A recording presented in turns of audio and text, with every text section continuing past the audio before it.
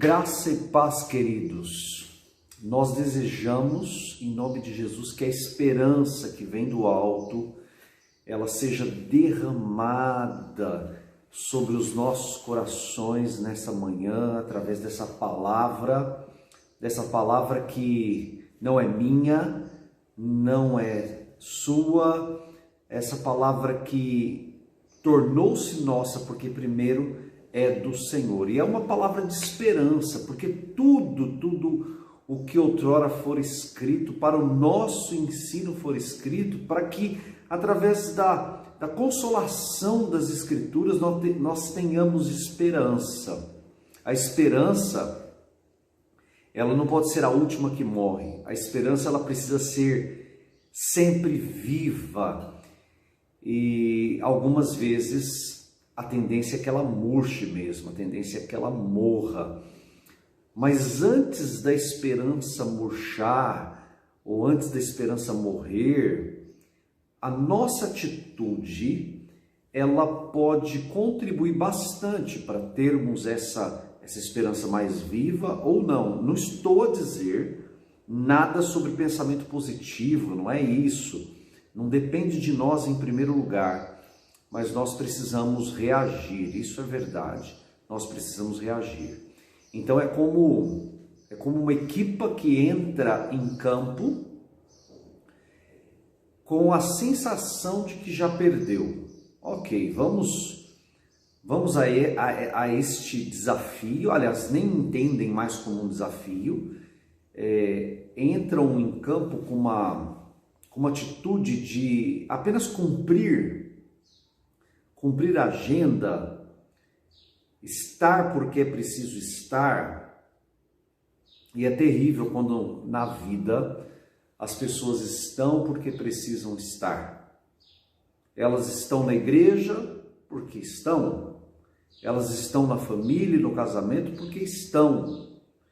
E não estão de facto engajadas e cheias de esperança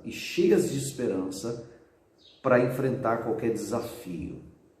Então não vamos entrar em campo, não vamos entrar em jogo, não vamos viver a vida como aqueles que já perderam. E esse tempo de hoje, à luz dessa lição fantástica intitulada A Esperança Definida, com base em Jó, capítulo 14. Jó, capítulo 14. E do 1 ao 14, e lá no 14 nós temos o nosso texto áureo. Lá no 14, quando o homem morre, por acaso voltará a viver? Eu esperarei todos os dias da minha luta até que eu seja libertado. Eu esperarei todos os dias da minha luta até que eu seja libertado. Fantástico. Nós precisamos dessa atitude. Esperarei todos os dias da minha vida. É curioso em que contexto Jó diz o que diz. Esperarei todos os dias da minha vida. Neste contexto, ou em que contexto ele diz isto? É naquele contexto que vimos semana passada de perdas sobre perdas. Perdas e mais perdas. E para agravar a situação, para piorar drasticamente a situação, nós temos o Jó recebe a visita de 3 amigos. Só um detalhezinho aí, nós estamos aqui numa casa de hospitalidade e nós queremos receber as pessoas, mas é bem interessante, porque uma das reflexões que me veio é que nem todas as visitas que nós recebemos, que você recebe na sua casa, nem todas as visitas que vão até você, elas são mesmo enviadas por Deus. Nem sempre. ainda que tenha uma conversa teológica, ainda que tenha uma roupagem de espiritualidade, nem sempre as pessoas são enviadas por Deus. E nós vemos aqui Elifaz, Bildade e Zofar, os amigos inimigos de Jó. Amigos inimigos. Porque eles foram visitar, claro que isso está do capítulo 3 até o capítulo 31. E aí Jó ele conversa com esses amigos inimigos e, resumidamente, Elifaz repreende Jó pela sua resposta ao sofrimento. Então ele se posiciona como se Jó estivesse a reagir errado, dizendo que nunca tinha visto um inocente sofrer, mas sim aqueles que cometem injustiças é que colhem provações. Gente, que terrível isso, né? Saber que existem Elifazes na nossa vida, que acham que o nosso sofrimento é porque nós não somos inocentes, porque nós somos pecadores, porque nós provocamos o sofrimento. Isso é um perigo, Ainda que sejamos pecadores, ainda que as nossas más escolhas e más ações tragam sofrimento, nós não podemos nunca cometer o engano, o equívoco de nos colocar como juízes, porque essa posição não pertence a nós, não somos nós quem deve definir, ou quem devemos definir, não somos nós que devemos dizer que essa ou aquela pessoa sofre porque pecou, porque não pecou. A posição de juiz não cabe a nós, e Elifaz se coloca numa posição de juiz, né? Então, se você sofre, é porque você deve ter pecado contra Deus. E aí, Bildade vem e reforça o que Elifaz já havia dito e cogita que os filhos de Jó merecessem sofrer ali. Sofrer não, morrer. Né? Quem estava a sofrer era Jó e seus filhos haviam já sido mortos. E depois, para além disso, tem o argumento de Bildade. Aliás, eu falei de Bildade já, né? Eu sigo com Bildade aqui. E ele vai dizer que Deus abençoa os justos e traz coisas más sobre os ímpios. Lá no capítulo 8, né? Quando lemos o capítulo 8, vai dar essa ideia. E um argumento que parece ter sentido, né? Se lermos o capítulo 8 de Jó isoladamente, nós vamos até querer concordar com Bildade no sentido de que existe um princípio de bênção para aqueles que obedecem e um princípio de consequências para aqueles que desobedecem. Isso, aliás, permeia toda a Bíblia. Obediência gera bênção. Pecado gera consequências. Então, a princípio, parece que Bildade está a falar o que é certo. Entretanto, Bildade, ele coloca Deus numa caixinha, né? Todo mundo que é abençoado é porque agrada a Deus. Todo mundo que sofre é porque desagrada a Deus. E aí, então, coloca Deus numa caixinha e coloca as pessoas, e classifica as pessoas. Isso não se faz porque cada vida é uma vida, cada caso é uma situação diferente, não é? Não existe uma regra absoluta no sentido de sofreu é porque desagrada a Deus. Está a receber bênçãos é porque está a agradar a Deus. Não vamos por aí.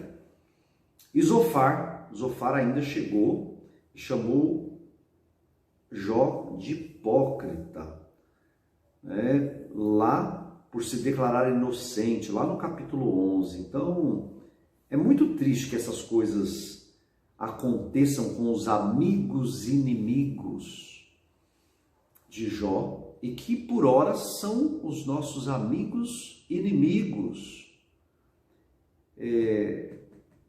que querem nos ajudar, mas não sei se ajudam. Temos que cuidar com isso. A quem recebemos?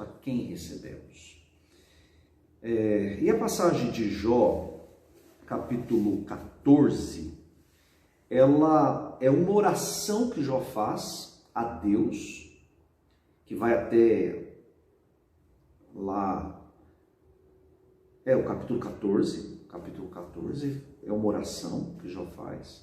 Ele tinha dois pedidos. Se a gente volta no capítulo 13, a gente vai observar dois pedidos. No versículo 21, capítulo 13, versículo 21. Eu posso ler nessa versão, estou a olhar aqui no meu ecrã, mas essa versão aqui pode ser Jó 13, 21. Desvia a tua mão para longe de mim, e não me amedronte o teu temor. Então, Jó, ele ora ao Senhor para que o Senhor afaste para bem longe dele a sua mão, no sentido de qualquer peso, no sentido de qualquer dificuldade, de qualquer sobrecarga, vamos dizer assim. E depois Jó pergunta como é que ele tinha pecado contra Deus. Mostra-me, Senhor, mostra-me, que é o capítulo 13 ainda, versículo 23, a segunda parte. Faz-me saber a minha transgressão e o meu pecado. Quantas iniquidades e pecados tenho eu? Faz-me saber a minha transgressão e o meu pecado. É o versículo 23. São duas coisas interessantes. Uma, Senhor, afasta a tua mão para bem longe de mim, no sentido de não me amedrontares não me amedrontar com os seus terrores, né?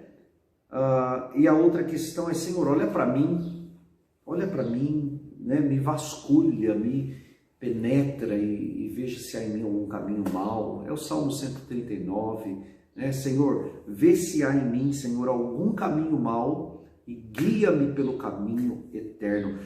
Nós precisamos por hora fazer essa oração. Algumas vezes nós vamos precisar pedir, Senhor, está pesado, né? Está pesado, Senhor, alivia. Outras vezes nós vamos ter que abrir o coração e dizer, Senhor, mostra-me se há em mim algum caminho mau. Ser honestos com o Senhor, dizer, Senhor, está pesado, alivia. Senhor, mostra-me se há algum caminho mau em mim. E aí então nós entramos no capítulo 14, de uma maneira mais específica, de uma maneira mais direta. No versículos 1 e 2 do capítulo 14, aparece lá a palavra esperança, também aparece brotar, e a expressão ao cheiro das águas.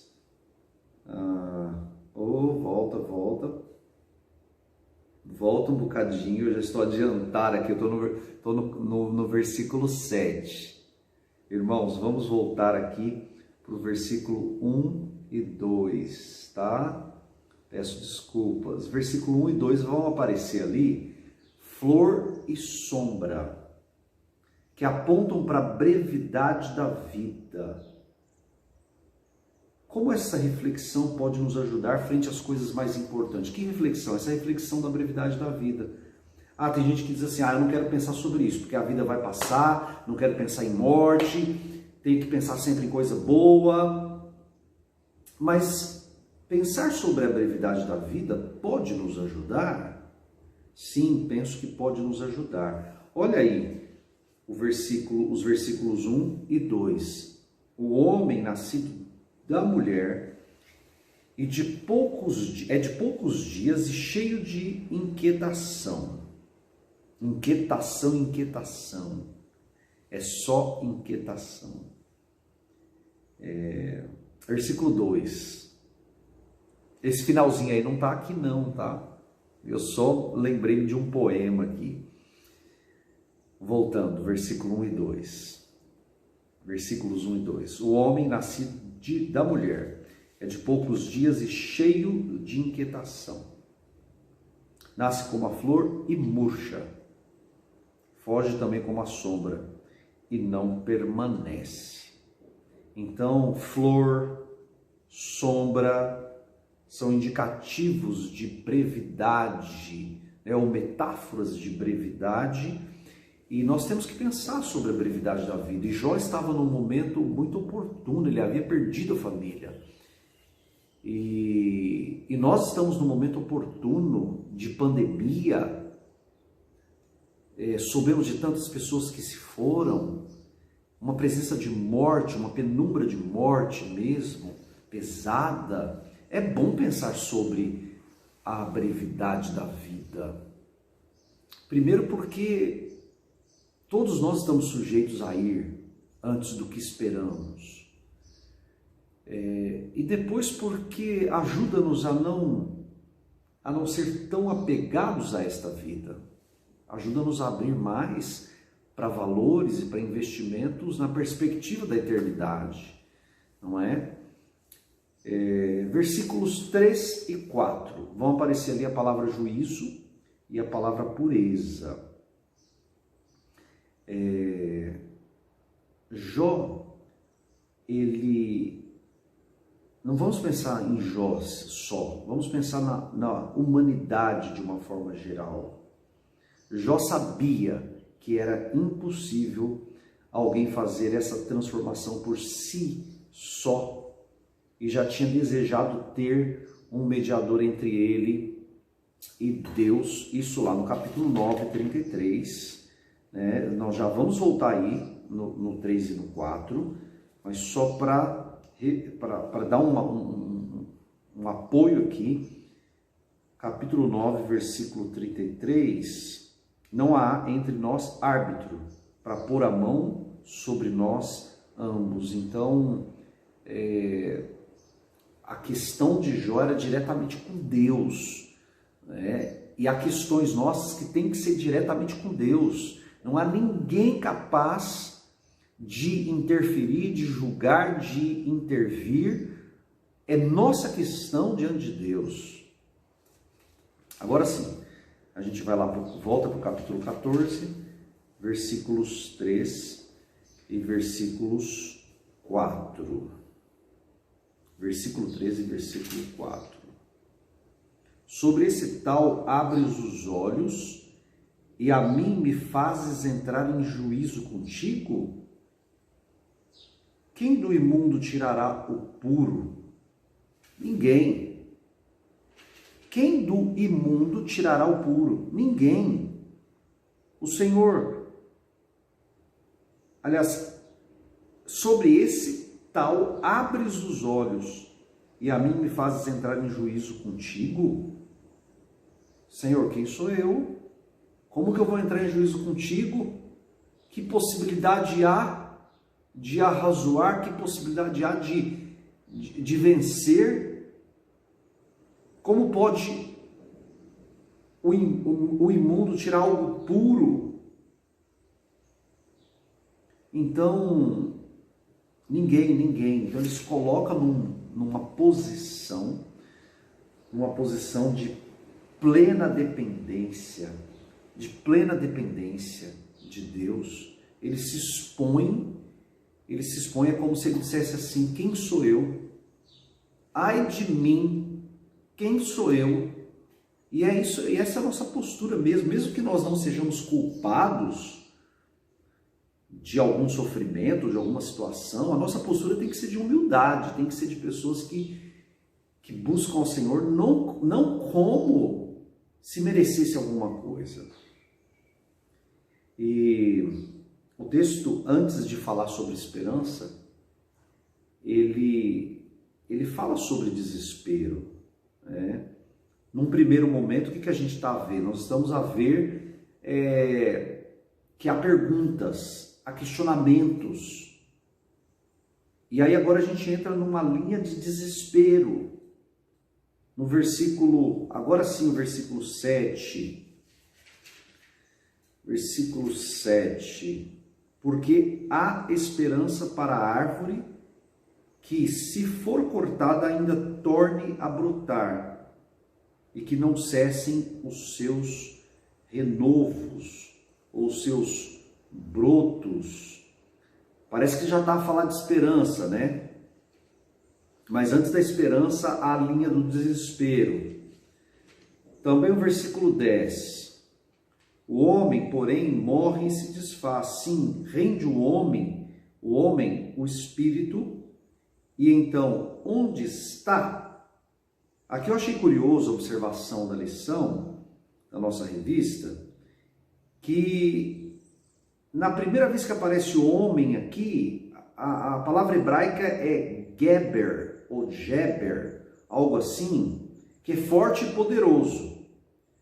E a segunda vez que aparece o homem aqui, no versículo 10, a palavra é Adam. Então dá a ideia como se a Bíblia dissesse assim: o homem forte e poderoso, esse homem forte e poderoso, morre e se desfaz. Agora, o homem frágil, ele rende o espírito, e então, onde está? Seja frágil, seja forte, eles desvanecem, Então,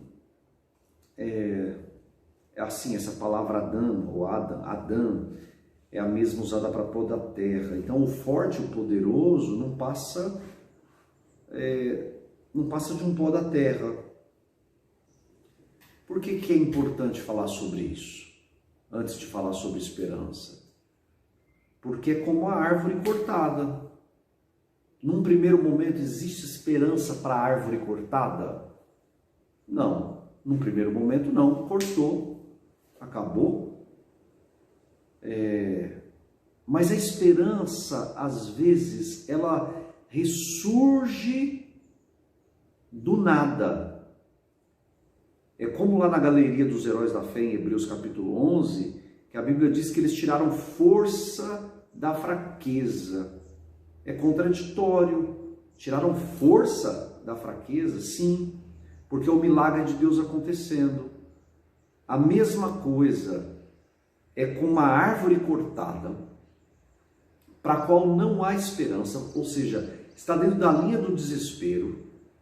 Desespero, não no sentido assim de bater a cabeça, é o desespero no sentido de desesperar, né? Desesperança, né? Sem esperança. Então, quem está na linha do desesperar ou do não esperar, do não ter a esperança, é como uma árvore cortada. Acabou a vida, não vai frutificar. E há momentos e situações e áreas da nossa vida que a posição é essa: se o Senhor não intervir, acabou. Não há hipótese, não é? Mas nós vamos para a esperança. Já a partir desse versículo 7, ao cheiro das águas começa a brotar a esperança. No versículo 7. Porque há esperança para a árvore que, se for cortada, ainda torne a brotar e não cessem os seus renovos. Então, ao cheiro das águas, essa planta que foi cortada, que tem raízes, ela pode vir a brotar novamente e a voltar ao seu tamanho original, ou a crescer, e a frutificar, não é? Então há caminho para a esperança, há caminho para voltar a brotar. E aí o versículo 13 e o versículo 14 dizem assim: Oxalá me escondesses no Seol, ou no Sheol, no lugar dos mortos. Quem me dera eu ficasse lá escondido, e me ocultasses até que a tua ira tenha passado. Olha, quem dera o Senhor me deixasse lá no lugar dos mortos até a ira dele passar. Que me determinasses um tempo e te lembrasses de mim. Morrendo o homem, acaso tornará a viver? Todos os dias da minha vida esperaria eu até que viesse a minha mudança. Na outra versão, fala até que eu seja libertado. Até que eu seja libertado. Ou até que eu volte a brotar. Então, todos os dias da minha vida, esperaria eu. É o versículo chave de hoje. Todos os dias. Então, já que morrendo o homem, ele não vai tornar a viver, é diferente de uma árvore que vai brotar, eu vou esperar todos os dias da minha vida, todos os dias da minha luta, todos os dias da minha vida, eu vou olhar para o alto, eu vou olhar para cima, eu vou olhar para Deus, autor e consumador da minha fé, e eu vou ter esperança, eu vou cultivar esperança. Todos os dias da minha vida eu esperarei, até que viesse a minha mudança, ou até que acontecesse a minha libertação. Então, é verdade, cansa.